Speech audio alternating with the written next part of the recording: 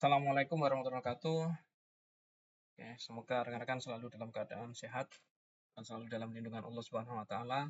Kali ini kita akan membahas tentang fase A ya dari TOGAF gitu ya, fase A. Jadi setelah kita kemarin bahas tentang preliminary yang dia menghasilkan prinsipal katalog ya.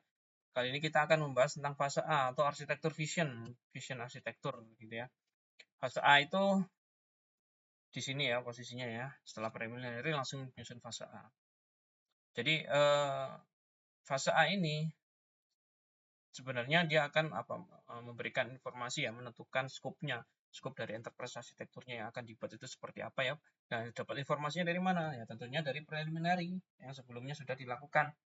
Nah, mengidentifikasi stakeholder-nya, stakeholder yang terlibat siapa saja.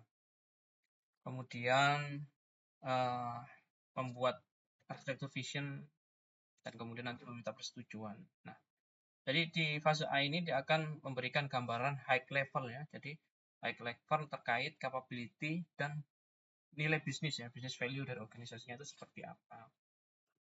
Nah, kalau kita lihat di dalam dokumen TOGAF, nah, artifaknya apa yang disusun? Kita teman-teman masih ingat ya, artifak itu apa? Artifak itu adalah sebuah produk gitu ya, sebuah produk yang akan kita berikan ke stakeholder atau orang yang akan menggunakan enterprise arsitektur ya, stakeholder dari organisasinya yang akan menggunakan enterprise arsitektur. Nah, jadi kalau kemarin kita pelajari ya, artifak itu dia akan memuat 3 hal ya. Bisa menggambarkan katalog, bisa menggambarkan matriks, bisa menggambarkan diagram gitu ya. Jadi ini adalah produk dari enterprise arsitektur yang akan diberikan ke stakeholder gitu ya.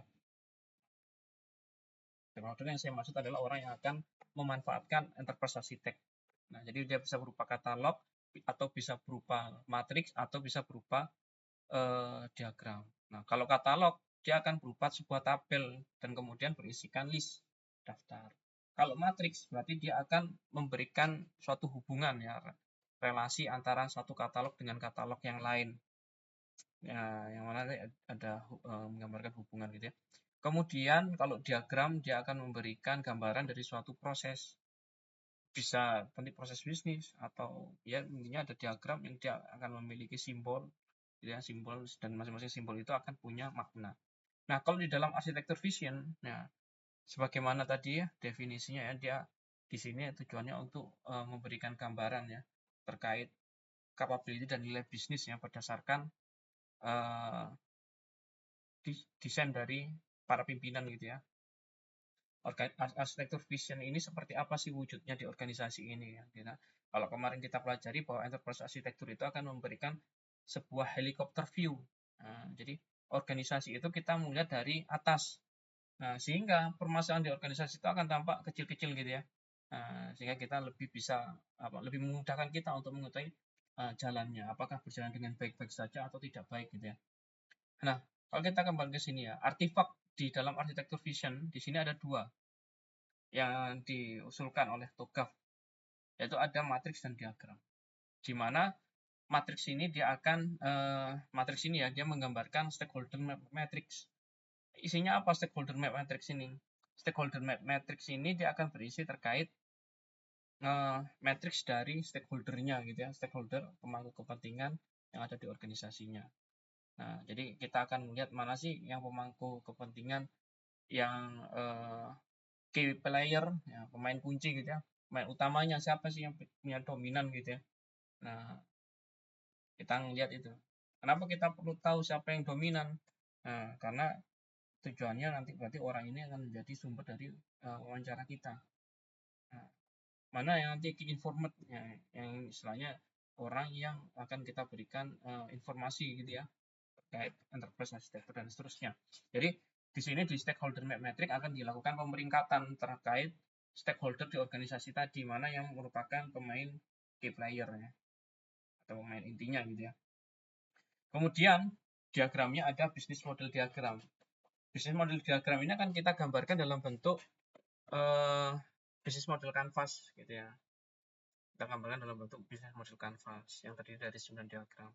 kemudian ada business capability map, kemudian ada value stream, kemudian value chain diagram, dan solution concept diagram. Nah, selain business model diagram, yang penting itu adalah kita perlu menggambarkan value chain diagram gitu ya. Kenapa kita perlu menggambarkan value chain diagram? Karena kita perlu mengetahui di mana proses bisnis dari organisasinya ini yang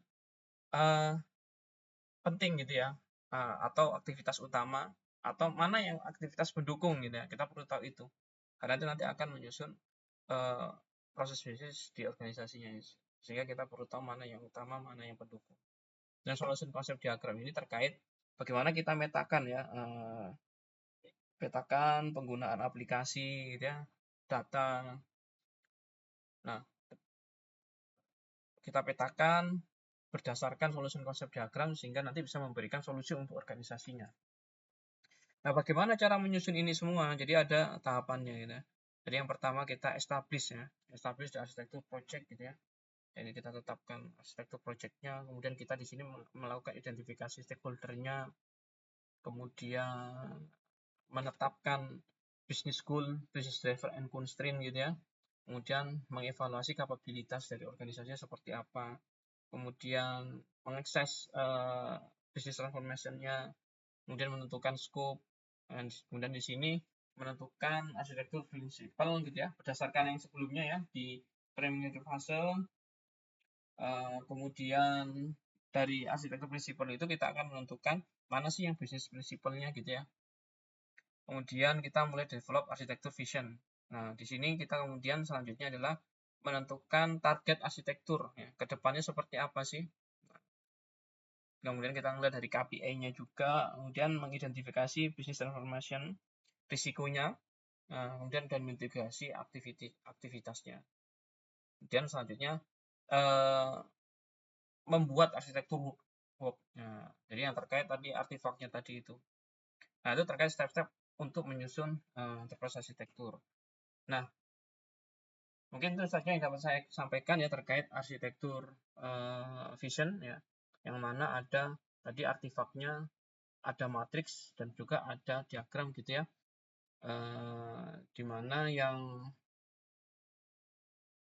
matriksnya tadi ada satu ya, stakeholder matrix, kemudian untuk diagramnya ada 6 jenis ya, adapun yang utama adalah kita gambarkan value chain, kemudian kita gambarkan business model canvas, kemudian berikutnya solution concept diagram. Oke, terima kasih. Assalamualaikum warahmatullahi wabarakatuh.